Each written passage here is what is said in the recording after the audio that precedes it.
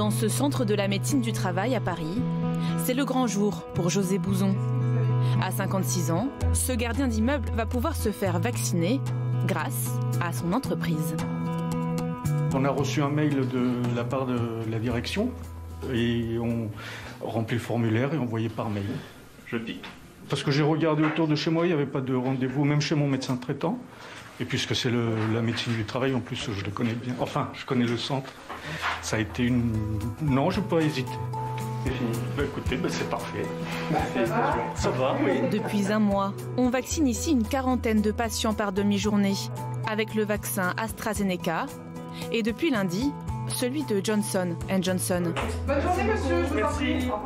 Mais le centre n'en a reçu que 120 doses. Trop peu pour la médecin du travail. Nous n'avons pas assez de doses, nous les avons au compte-gouttes. Nous recevons des mails de la DGS toutes les semaines, plusieurs fois par semaine, pour nous dire combien de flacons seront donnés à telle et telle semaine.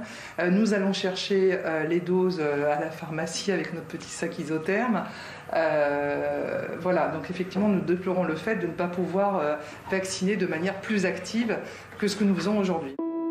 En France, seulement 63 500 salariés ont été vaccinés dans ces centres de santé du travail. L'objectif, en vacciner 163 000 avant la fin du mois de juillet. Des chiffres insuffisants, au point que le président du MEDEF et le secrétaire général de la CFDT ont décidé de faire cause commune.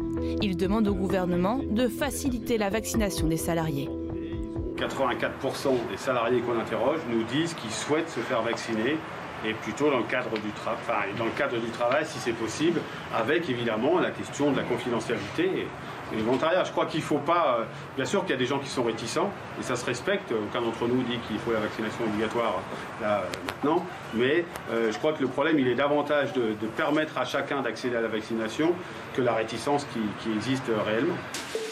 Un appel entendu par la ministre du Travail, Elisabeth Borne, qui a annoncé hier que ces centres recevront 100 000 doses supplémentaires du vaccin AstraZeneca au mois de mai. Et pour la première fois, ils seront progressivement autorisés à utiliser les vaccins Pfizer et Moderna. De nouveaux types de vaccins qui leur permettront d'attirer un public plus large, alors qu'ils pouvaient seulement vacciner les plus de 55 ans. Sur 380 000 salariés suivis au CMIE, vous n'en avez que 60 000 de plus de 55 ans. Ça représente uniquement 16% de notre effectif.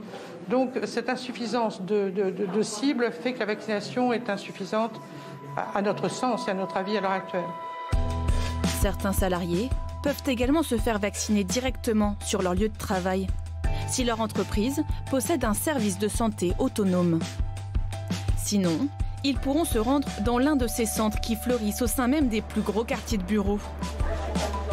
Comme à La Défense, avec l'ouverture lundi dernier du vaccinodrome de l'U Arena.